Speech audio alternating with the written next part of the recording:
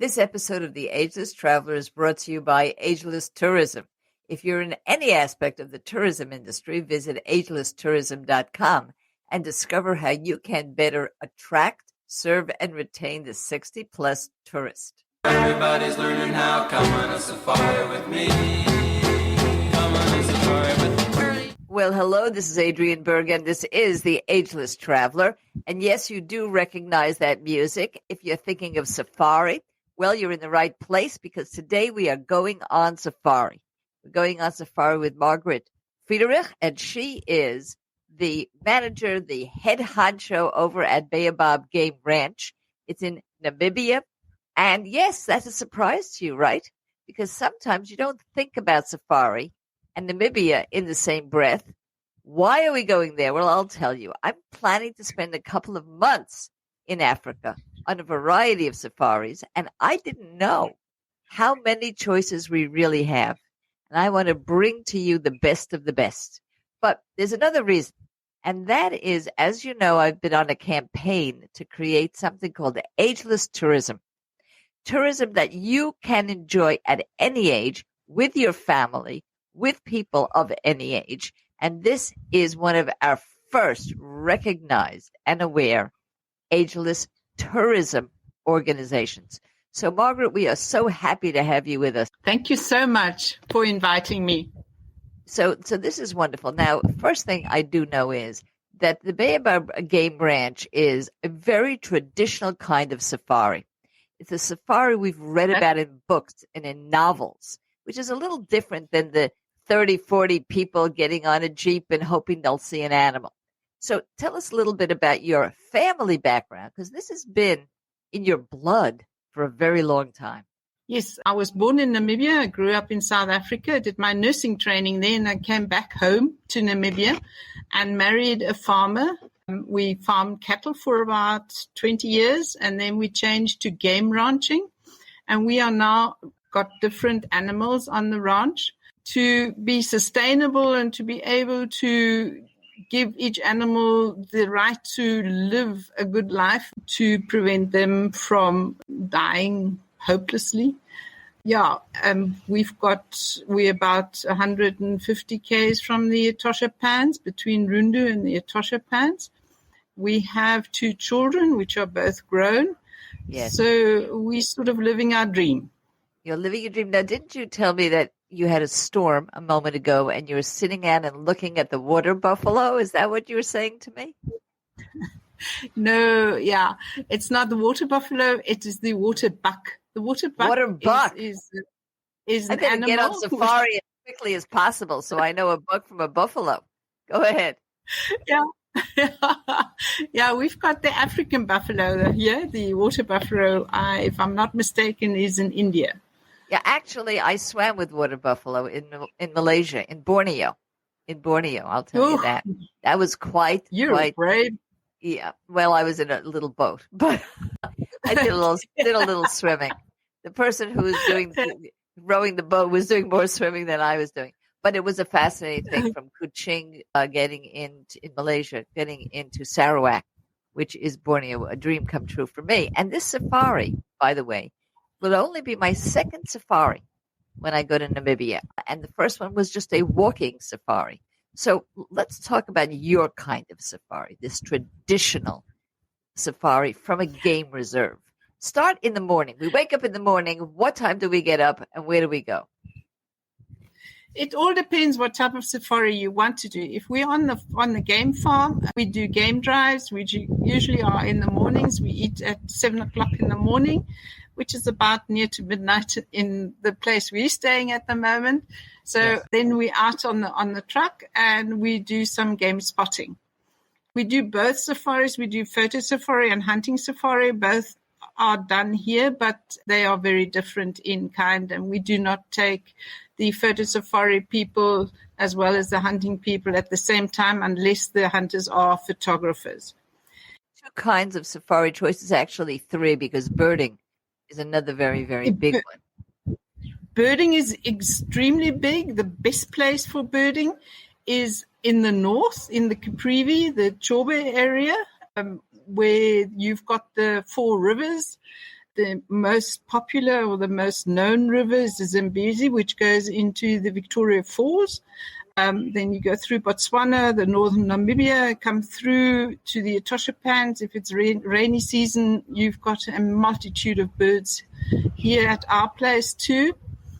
Then you've got the flamingos and the pelicans down at Swakopmund, which is at the coast, where a little town between the desert and the sea, which is beautiful.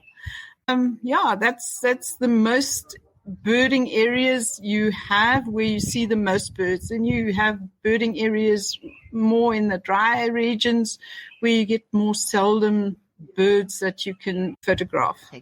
Now let's talk about the photo safari. What animals are you likely to see? Because one thing I've learned from my research in safari anywhere in Africa is there's no guarantees, but there are certain animals you're more likely to see in different seasons.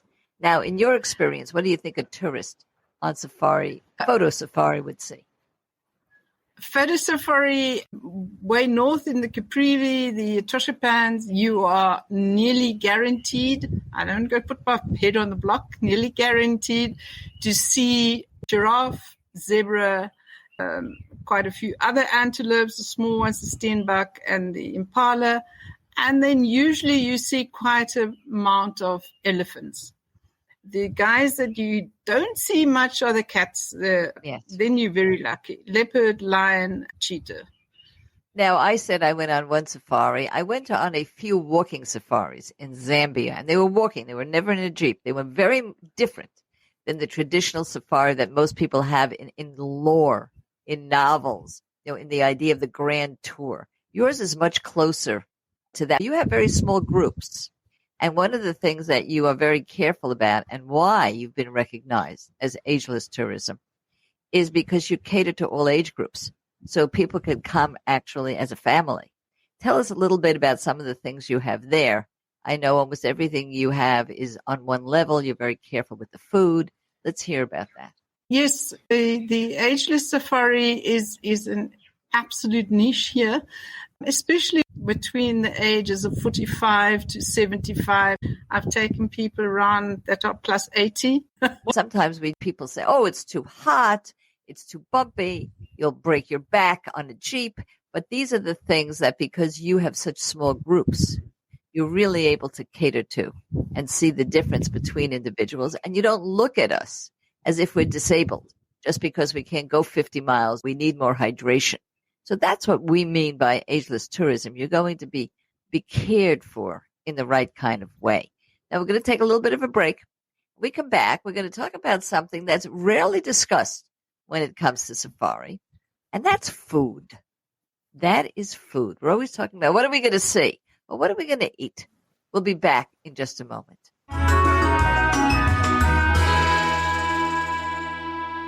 Here at Ageless Traveler, we're very interested in breaking down barriers to traveling. And one of the things that you told us is that if you are a caregiver, you find it very difficult to get away for respite care yourself and very difficult to navigate those airports, cruise ships, and any kind of tourism with the person that you love. Well, we fixed that for you. We have a free ebook, The Caregiver's Travel Guide. It might be the first in history, and it is absolutely free. Please go to caregiverstravelguide.com and get your free download of this remarkable book. You can travel without your care recipient with peace of mind, travel with your care recipient stress-free. You will learn exactly what you need to do to navigate the tough spots, everything from hydration for both of you to the way you should be packing, and of course your legal rights, your insurance needs, and all the questions answered that you had nobody to ask.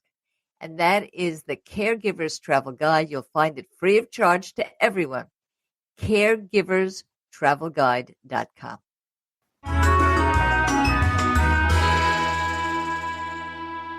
And now we're back with Margaret Friedrich, and she is speaking to us actually from Namibia at Baobab Game Ranch. You're going to be seeing a beautiful article that we're putting together with pictures because it's really honestly a pity just to be talking about safari. You got to see what the ranch looks like, what the accommodations look like, what's going on. And we're inaugurating this because this is our very first interview with a recognized ageless tourism firm. We're so happy to have you. Now, food is very important. It's important to maintain your health. People are going away very many miles, long air trips. They get dehydrated, of course, on safari too. You're very careful about this. But what do you do about food? What can we expect with regard to a safari when it comes to our food? Adriana, it's very similar to the food that you're used to. We offer a very balanced diet here. It's usually game meat or meat out of the country. We don't import meat, so it's all very eco-friendly meat. The vegetables are grown in the area, so that's all fine. There's no chemicals, spraying and poison on the veggies. The one thing people often forget, and you don't seem to remember it the older you get, is that you have to rehydrate. You have to hydrate. It is so important because your want for water or for fluids, it just decreases as you go older. So you don't notice that you're not hydrating properly. Well, I will tell you, we just took a little bit of a break, and during that break, we promoted a free ebook that we offer, and that ebook is called Caregiver's Travel Guide. And believe it or not, there's a whole 2 pages just making sure that your loved one is hydrated and you're hydrated. That's one of the most important things for people who are caregivers traveling with a loved one or for themselves. So we have to remember that. Hydrate.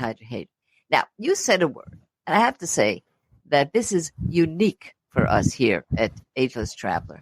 You said hunting safaris. I want people to know what's available to them as in tourism. And you have very traditional, and I must say very affordable, hunting safaris with specialists. Tell us a little bit about how those work for those who are interested.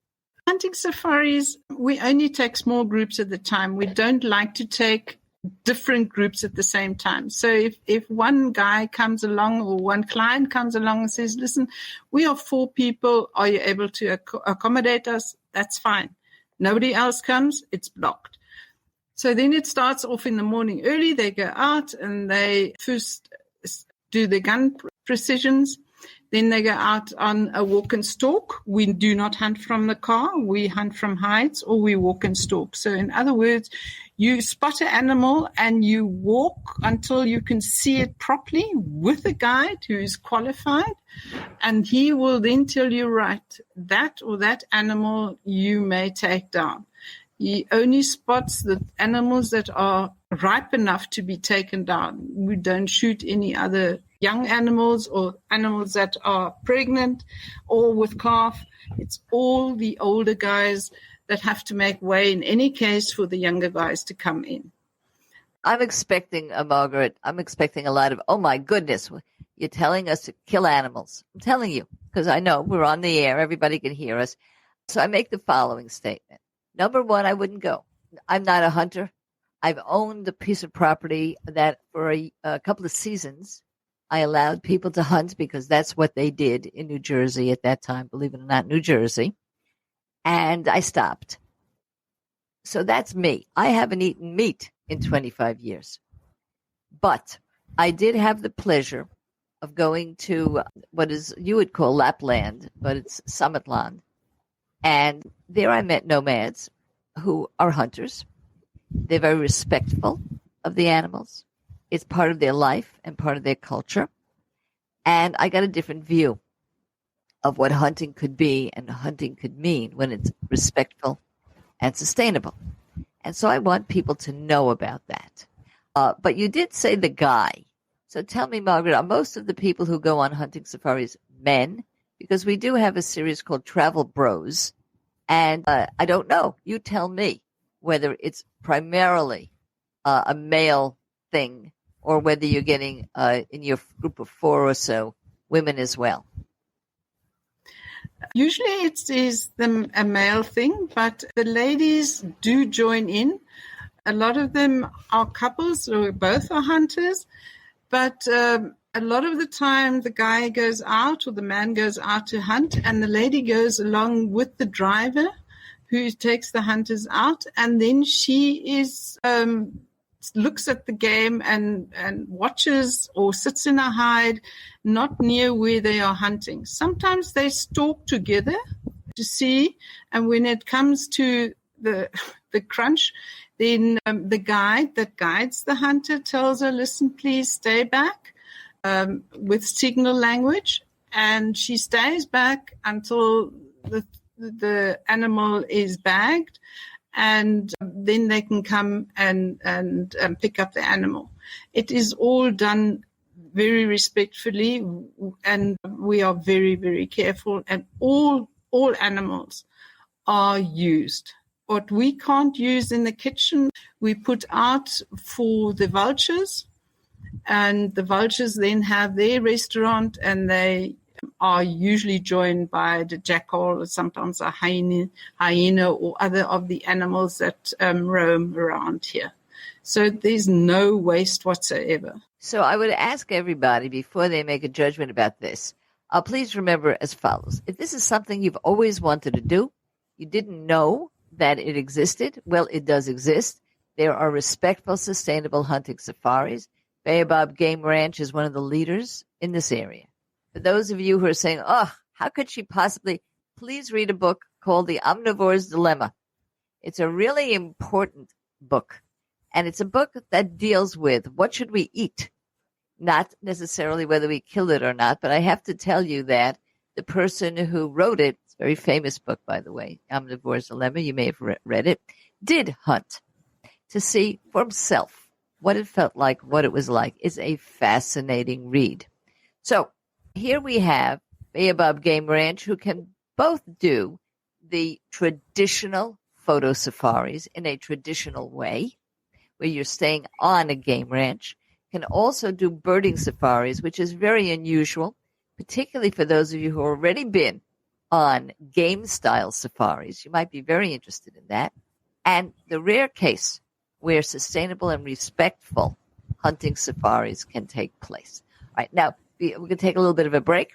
We come back, then I ask the next question, a very important question, which is, what about the culture around Namibia? A lot of people like to go, I'm one of them, so that they can meet new people, see different cultures. We will be back in just a moment. One of our greatest fears when we go on vacation is that we will have an accident or a health challenge. Nobody will know what we need, what our medications are, what our information is, and who can make decisions for us. Well, don't worry about that anymore, because we have Motivity Care. You'll find out all about it if you go to agelesstraveler.com and take a look at our products and services page. Motivity Care. It allows you to securely, I mean it, securely, put in your legal, your insurance, your health care information for yourself, your travel companion, and even if you are a caregiver to someone you love who might need help while you're away. Don't have the fears any longer that if something does happen to you or someone you love, no one will have the information needed to help. Motivity Care. It's what you need before you travel.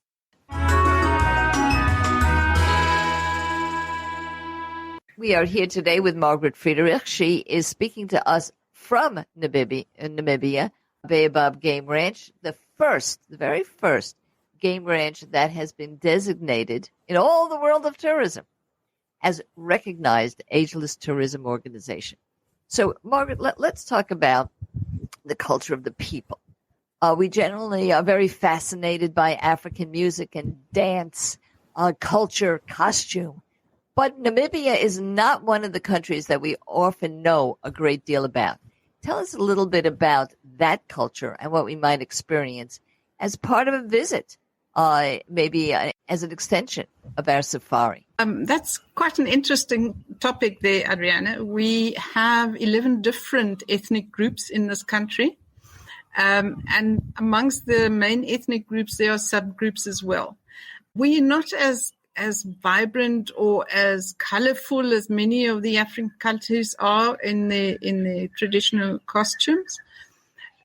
We have the well-known Himbas, which are the ladies that are 3/4 naked. They live in Kaokaland. Then we have the San. I thought they were all in L.A. I thought the ladies were, because I see them That's every a good day. one, that one. Honestly, I don't have to go to Namibia for that. I can go to my pool. So, yeah, that's a good one there. Yeah, I do agree somewhere. We've got the San, yes, which are known typically for Namibia. They are traditional hunters here that used to hunt with bow and arrow. There we've got different groups or subgroups as well. My husband grew up with the San. He was one of nest babies, and his siblings were much older, so his playmates were all the San. He went to school without knowing the German language or speaking it. He could understand it, but he could not speak it. His mother tongue was San. So, yeah, he grew up with them. He knows the culture. Then you've got the Vazakela, you've got the Herero, you've got the Ovambo-speaking people, the Damaranama, a vast amount. Besides the Europeans, we are the Germans, the English, and the South Africans. We've got a few French, quite a few Portuguese people here. So it's a diverse, it's a very rainbow nation. Now, this is a question I don't know the answer to. I usually do a little bit of this research, but I'm a big festival goer. I've enjoyed festivals all over the world, and I learn a lot about the culture of people when there are festivals. Is Namibia a country of festivals, particularly when it comes to learning more about the culture, or is that something you will not encounter? Because it's important to determine, what time of year to go, also when it comes to that. Yeah, that's correct. No, festivals are here is usually the Oktoberfest, which everybody's sort of adopted. And then it's the usual festival time, or not festival time, the traditional feasts like Christmas and Easter. So if you are going on a photo safari and you would say to somebody who's planning it with you, the best time of year to select to go on photo safari, what would you tell? I would say April, May, June, July, August, September, October, mid of October, it starts getting very hot. It is really hot. We talk about Celsius here. So from October, November, we go up from 40 to 45 degrees during the day, and it doesn't cool much at night. So it is swelteringly hot. You see a lot of animals because they have to come to the water, and there's not much shrub around, so they haven't got much cover. So it's ideal for spotting. For birding, it's better April, May, June, because then it's green and most of the birds are around. You can spot them easier then. Where you always see animals is in the Caprivi, which is north of us. It's about 250, 300 k's from us. You have a lot of animals there, elephants and all the other hippos, crocodiles, and things are in the Caprivi. The Etosha pans are more the antelopes and mostly big cats plus elephants. It's 107 degrees where I am right now, so you can't scare me. And I'm a long distance walker, and in order to stay so, you've got to walk about 4 or 5 miles, which is a small amount. That's not long distance every day. That's part of your training, let's say, to stay the ability to walk that long. So I go up to 105 degrees. I could do 4 or 5 miles at 105. After 105, it's tough for me. So you don't scare me, but for most people, it's not ideal. And we talked about hydration. So let's finish up here with this question. And it is the biggest question, believe it or not. It's going to be an easy one for you to answer. Biggest question I have on safari. If you are going for safari, that's what you want to do, and it's your first time, how many days would you allocate? I would not book less than 10 days. That's excluding your arrival and departure. It's not worth it, not for this vast country. So we might say a 2-week trip is what we're really speaking about here. Am I right? That's optimal.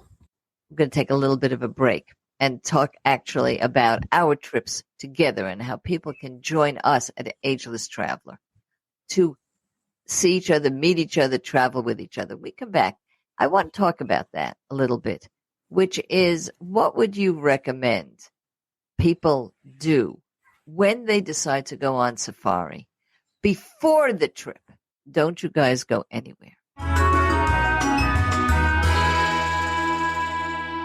What are you doing between March 29th and April 12th, 2025? Are you going on safari? Well, we are. Please come with us on our very first Ageless Traveler trip. I will make sure that you see everything that's on your bucket list. We're going with the very famous Colette Tours, one of the oldest tour operators in the United States. They know us, they respect us, and they provide for us everything that we need. Yes, we are going to Kenya. We will see the city of Nairobi. We're going to the Serengeti. We will see the Big Five. We will also have adventures of a lifetime. If you have been studying safari, or even if you have gone on many safaris, this is something really different. So how do you find out about it and get your special discounts because you're an ageless traveler? Very simple. Go to agelesstraveler.com. That's our website, agelesstraveler.com. Take a look at featured trips. Get the details by clicking right there. You can do everything from inquire, get your question answered, to book right away so that you're going with us. It is a terrific, terrific tour. And by the way, you can also go to the Masai Mara on an optional pre-trip tour. There's a lot more to it than that, because there's yet more opportunity if you have longed to trek with the gorillas in Uganda. Yep, we can make that happen too. So please take a look at agelesstraveler.com, featured travel, and go on safari with us.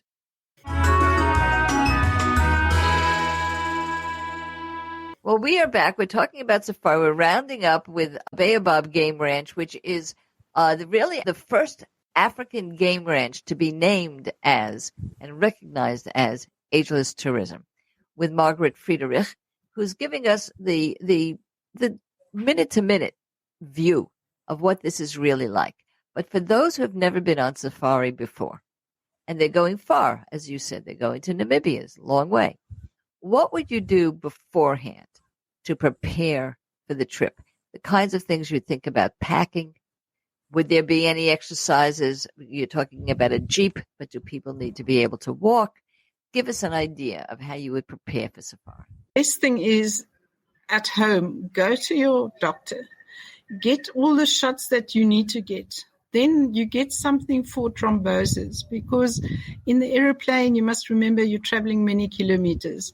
The guys, especially the older people, they're inclined to have circulation problem with thrombosis, and you don't want one of those either on the way back or while you're here or on the way here.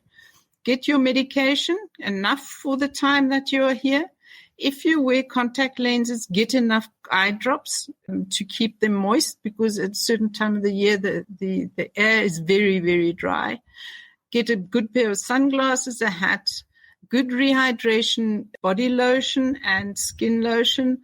Then it's important to have something for your lips, because if you don't have either a good lip cream or whatever, you're going to lick it and then they're going to burst open and they're horribly sore. That is about it. Good sunscreen, binoculars, very important. Camera with 2 batteries, all the adapters you need to have for all your equipment that you've got.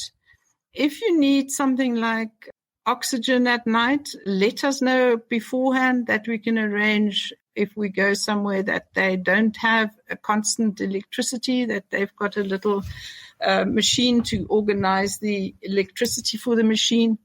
So it is always important to notify your problems or whatever you have special, the people that are going to organize a tour, that we can arrange things prior to that. And then your medication. Something for the stomach is always important, because sometimes you do eat something and it upsets the stomach, or that the nutrition here, the meals here are cooked differently to that which you are used to.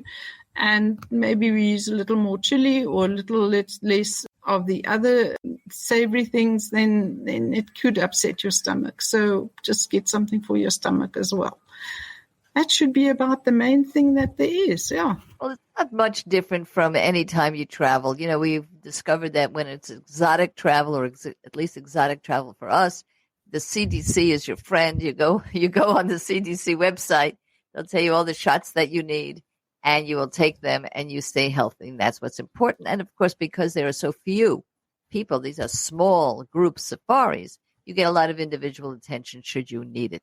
I don't think I have ever interviewed anybody who is offering safari where they'll say, well, if you need oxygen at night, let us know. We can arrange for it. See, this is what I mean when I say ageless tourism. So we thank you so much, Margaret. We're very excited about this. This is something that I'm hoping to participate in myself. As my British friends say, I'll be there if I'm spared. I love it when they say that, because you never know. You never know. But we will have a wonderful article with a lot of pictures and whet everybody's appetite to go on a wonderful safari with you of the type that they choose. And as you can see, if you already are a veteran safari goer, the birding safari would be unique, something really different for you. So thank you so much. And I hope the storm just passes you by. I know that it's a little rocky over there right now. Thank you so much. It's been a pleasure talking to you, and I hope we'll meet each other somewhere along the line soon. Yes, and for everybody else, remember, please go to agelesstraveler.com. There you will be able to join our salon and travel together. Please take a look at Caregivers Travel Guide, caregiverstravelguide.com. If you're a caregiver and you haven't been traveling because of that, or you need to travel with a loved one. And for those of you who love to travel, but you wish it was cheaper, take a look at a free ebook. You can download that at luxurytravelforless.info. Luxurytravelforless.info. Look at our YouTube channels, and of course, like us on Apple and Spotify. So, kids, never stop traveling.